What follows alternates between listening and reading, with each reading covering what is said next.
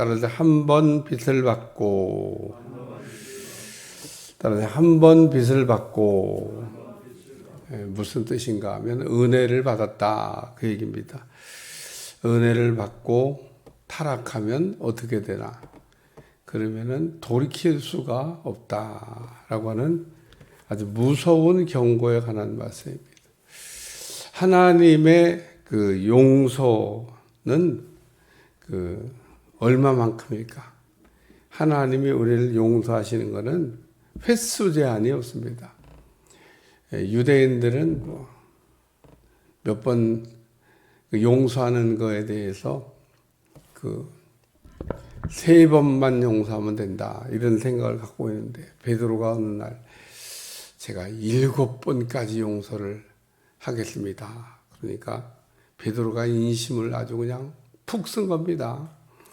3번만 용서하면 된다고 하는 당시 유대인들의 그 생각, 그런 어떤 사고방식을 갖고 있는데 2배도 넘는 7번을 용서하겠다. 예수님이 야, 넌 어떻게 그렇게 좋은 생각을 했냐? 진짜 잘했다. 그리고 칭찬받을 줄 알았는데 우리 주님 70번씩 7번이라도 해라. 그러니까 또 70번씩 7번 하면 77이 49. 야, 나는 그래도 7번 용서하겠다는데 하나님은 490번까지 용서하라고. 이렇게 숫자로 자꾸 계산하면 안 되고요. 예수님이 70번씩 7번이라도 용서하라고 한 얘기를 한 거는 용서에는 횟수 제한이 없다 이런 말씀입니다. 오늘 우리가 하나님을 본받아서 용서하는 일에도 그 무한 용서. 근데 오늘 우리는 무한 용서가 잘 안 됩니다. 우리가 살아가면서 거기다가 절대자까지 붙잡고 절대 용서할 수 없다. 우리가 그런 감정을 가지고 아주 사람을 이렇게와 사람 사이에 살 때 그 원수같이 이렇게 생각하고 사는 사람들이 있습니다. 기독교인들 가운데도 생각보다 많습니다. 기독교인들이 정신을 바짝 차려야 되는데, 기독교인들이 정신을 바짝 안 차리는 이유는 뭐냐면 말씀은 있는데 말씀대로 살질 않아요. 예수님 7번씩 7번이라도 용서하라. 그런데 절대 용서할 수가 없습니다. 만약에 이게 잘 됐으면은 우리나라가 한번 뒤집어졌을 겁니다. 왜냐하면 용서가 그렇게 잘 되는데 우리 민족이 확 뒤집어져서 전 세계 사람들이 우리 민족을 보고 이야, 한국 민족들은 진짜 참 은혜가 있다 그럴 텐데, 제가 개인적으로 볼 때 은혜가 없어요. 우리가 은혜를 받았다고 하는 얘기 많이 하는데, 은혜를 우리가 받았다고 그러는 게 뭐예요? 용서를 받았다는 얘기잖아요. 우리가 가끔 은혜 받았습니다. 근데 은혜 받았다는 말도 여러 가지 의미로 쓰이니까, 병을 고침받는 것도 은혜 받는 거고, 성령을 받는 것도 은혜 받는 거고, 또 말씀을 깨닫는 것도 은혜 받는 거고, 이런 게 다 은혜 받는 거죠. 근데 은혜 중에 은혜는 대속의 은혜입니다. 용서를 이렇게 받는 은혜. 우리가 죽어야만 마땅한 죄인인데 죽어 마땅한 죄인을 우리 주님이 용서하시기 위해서 십자가에서 죽으셨다 그런 얘기입니다. 그러니까 값비싼 대가를 지불하고 우리 죄의 문제를 해결해 주셨다. 그냥 용서가 안 됩니다. 우리는 용서 그러면 그냥 용서가 되는 줄 아는데, 우리 주님을 이렇게 생각해 보니까 값비싼 대가를 지불하고 용서를 하셨다. 그리고 오늘 우리가 용서할 때 대가를 지불해야 돼요. 그냥 용서되는 게 아닙니다. 용서하기 위해서 얼마나 값비싼 대가를 지불해야 돼요. 그러니까 오늘 우리가 용서하며 살아야 되는데 그게 잘 안 되는 겁니다. 자, 그러면 하나 여기서 뭘 이렇게 설명하려고 장황한 설명했냐면, 하나님은 용서의 하나님이시니까 끝없이 용서하시나? 끝없이 용서한다고 물론 예수님이 가르쳤죠. 성경을 읽다 보면 하나님이 끝없이 용서한다는 얘기를 하신 적은 없습니다. 용서를 이렇게 하시는 건 맞는데 끝없이 용서하는 건 아닙니다. 그럼 뭐 지옥 갈 사람 하나도 없죠. 다 천국 가야지. 지옥을 이렇게 하나님이 만들어 놓으신 걸 보면 마지막에는 용서 안 하겠다. 뭐 그런 뜻을 우리가 알 수 있잖아요. 그러니까 우리가 끝까지 용서한다는 이런 그 어떤 생각 속에 막 죄를 막 져도 될 것처럼 우리가 생각하면 안 된다는 얘기를 하는 겁니다. 하나님이 용서하시는 건 맞지만 끝없이 용서하는 건 아니다. 시간이 정해진 그 안에서 용서지 시간이 끝났는데도 용서는 아니다. 그런 얘기입니다. 여기 한 번 빛을 받고 이게 뭐냐면 은혜를 받고 하늘의 은사를 맛보고 성령에 참여한 바가 되고 하나님의 선한 말씀과 내세의 능력을 맛봤다. 뭐 이 정도 은혜 받았으면요 세게 은혜 받은 겁니다. 큰 은혜 받은 겁니다. 하나님께서 저는 은혜를 주실 때 큰 은혜를 받았는데 그럼 큰 은혜 받은 사람들은 그 죄 안 짓나? 거듭나면 죄 안 짓나? 요한 1서에 보면 거듭난 사람은 죄를 짓지 않는다. 이런 말씀이 나와요. 우리가 또 그 말씀 가지고 장난질을 하는 사람들이 있는데 성경을 모르면 속을 수밖에 없습니다. 우리가 죄를 얘기할 때 원죄, 자범죄 이렇게 얘기하잖아요. 그러니까 거듭난 사람은 원죄를 다시 짓지 않는다. 그러면은 절대 안 짓나? 절대라는 말은 없어요. 거듭난 사람이 죄를 질 수 있습니다. 그러니까 우리가 거듭났다고 하는 얘기를 말씀하면서 거듭난 사람이 죄를 이렇게 쉽게 지지 않는다는 거지. 우리의 영은 쉽게 더럽어지거나 쉽게 예를 들면 죄를 짓지 않습니다. 그러나 쉽게 죄를 짓지 않고 쉽게 망가지지 않는다고 해서 안 망가지는 건 아니에요. 하나님이 본래 인간을 만들 때도 무슨 하자가 있는 제품으로 만든 게 아닙니다. 완벽한 제품을 만든 겁니다. 하나님 보시기에 좋았더라 그러잖아요. 그러니까 하나님이 인간을 만드시는데 그 인간을 만드시는데 완벽하게 만들었다는 얘기를 우리가 설명할 때 자유.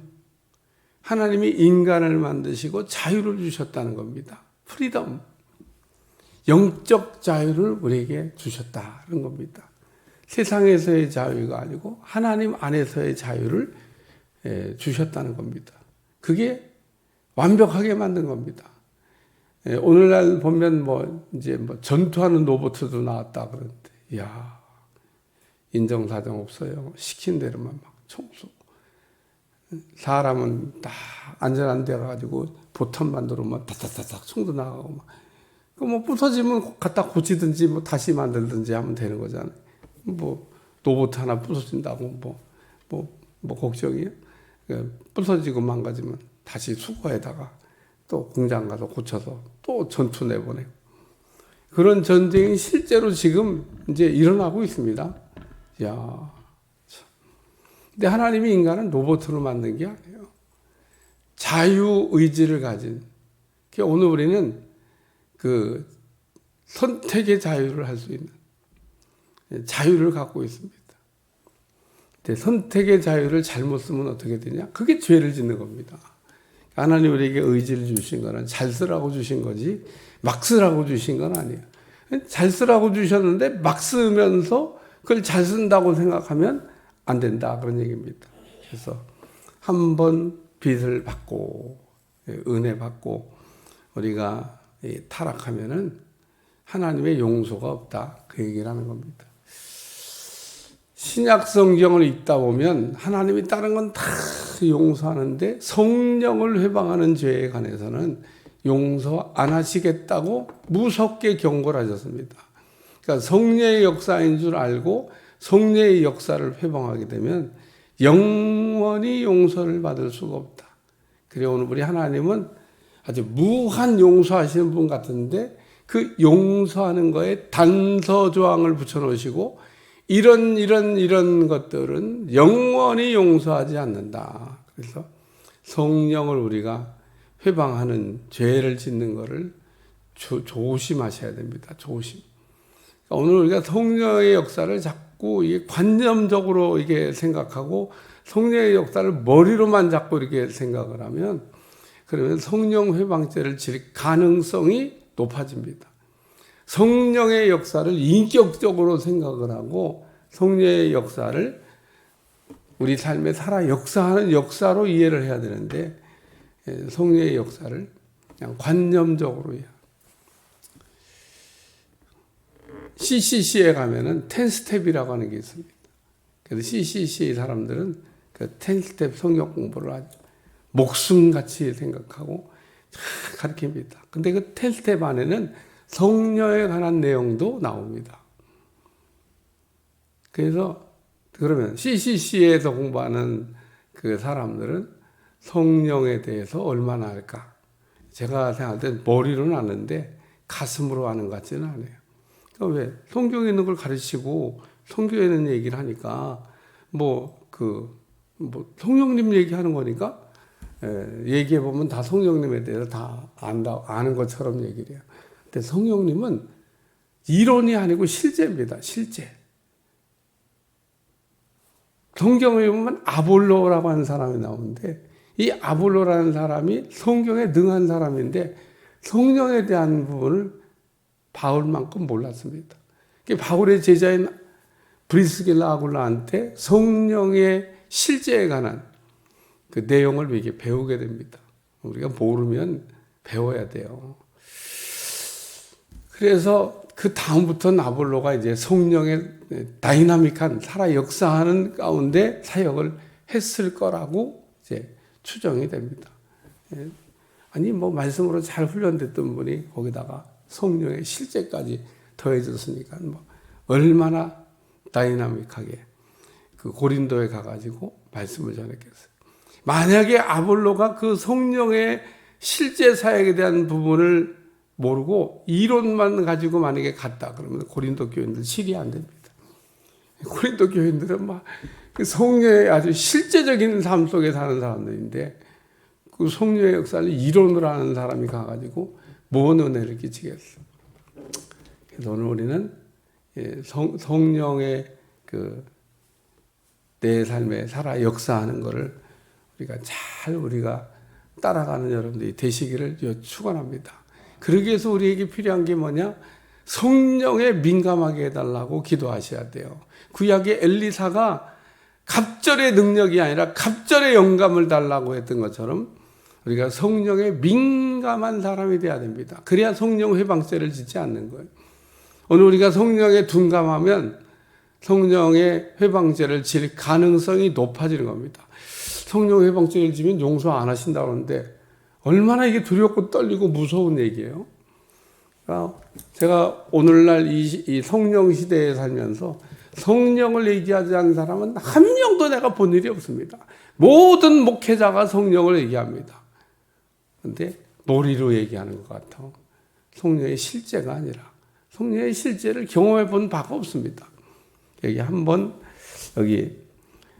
하늘의 은사를 맛보고 성령에 참여한 바 되고 이 성령의 역사는 실제로 우리가 맛을 보고 성령의 역사가 이런 거구나.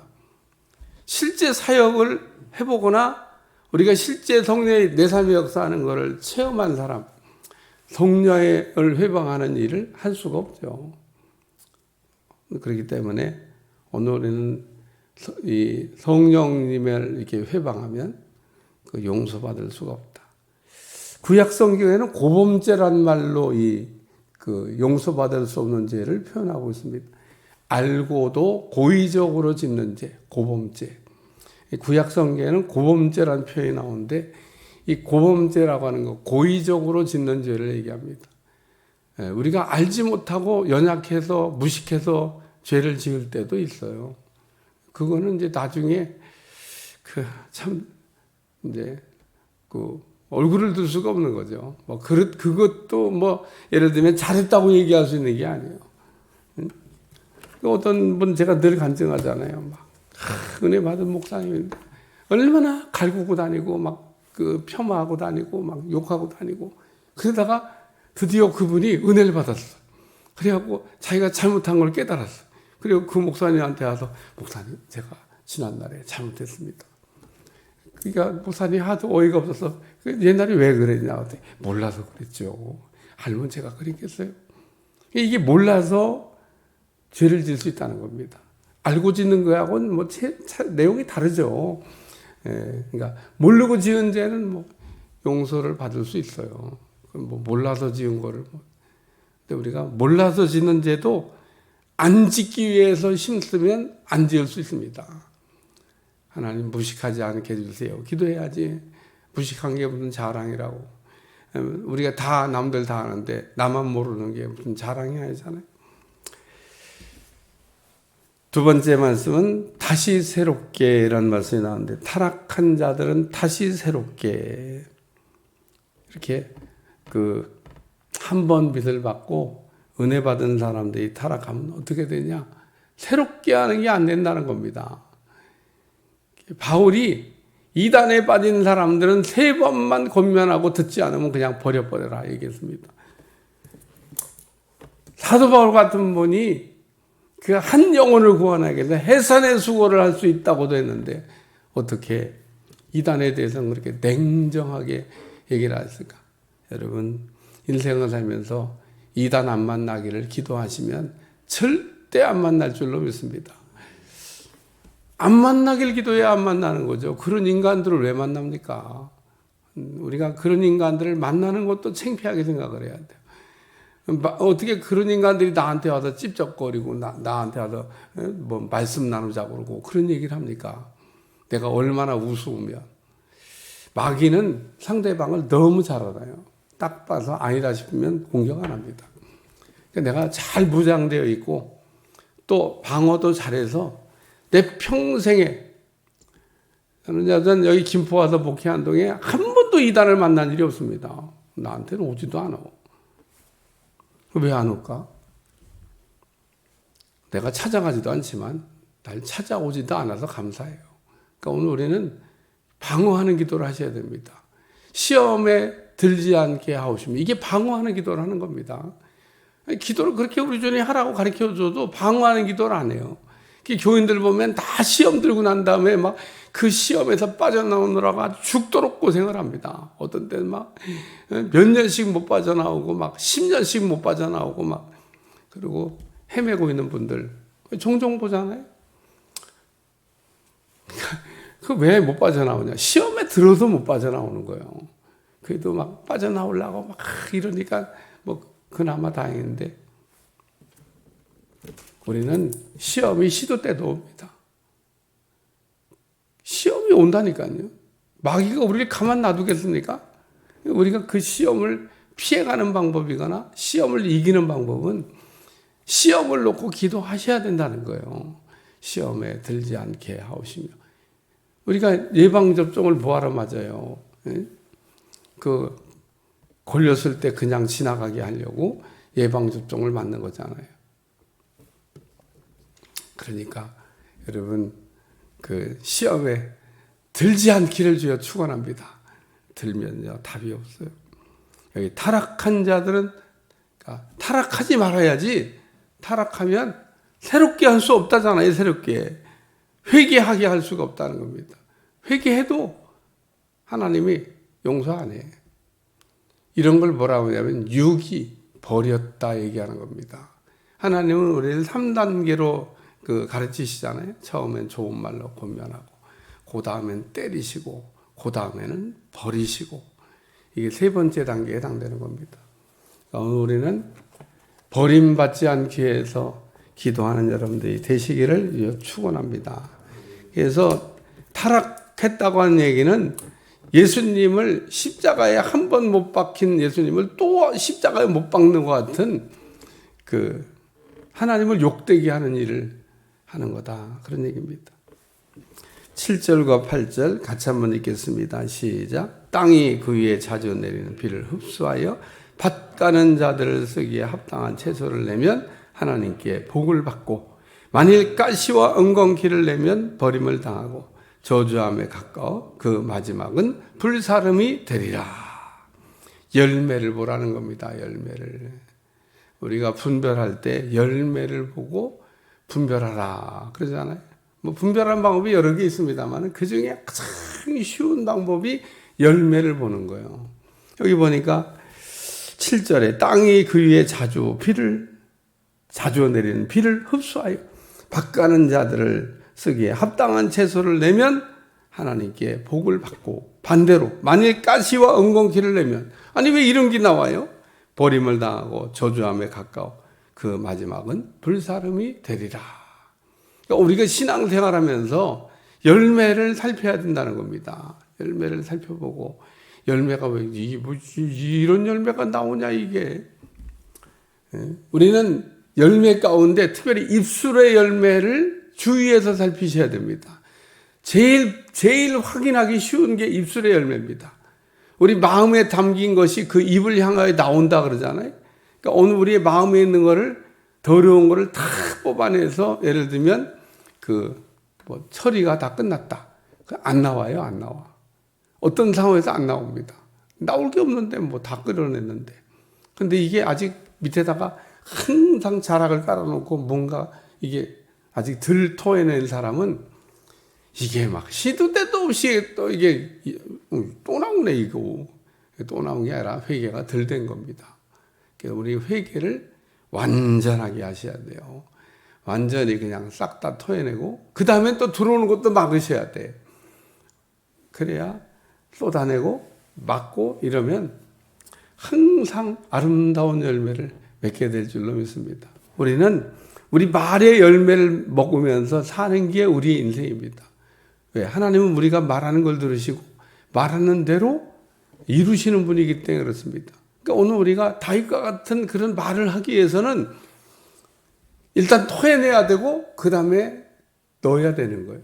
말씀을. 그러면 다윗과 같은 참 시편에 우리는 한 줄 고백하기도 어려운데 어쩌면 그렇게 많은 이게 다 다윗의 고백입니다. 하나님을 향한 그 다윗의 고백. 하나님 그 다윗의 고백을 들으시고 고백대로 인생을 끌어주신 겁니다. 그래서 하나님 앞에 우리가 산다 그러면 사는 거고요. 죽는다 그러면 죽는 건데, 그 불신자들 여러분 잘 한번 관찰해 봐요. 맨날 죽겠다고 그래.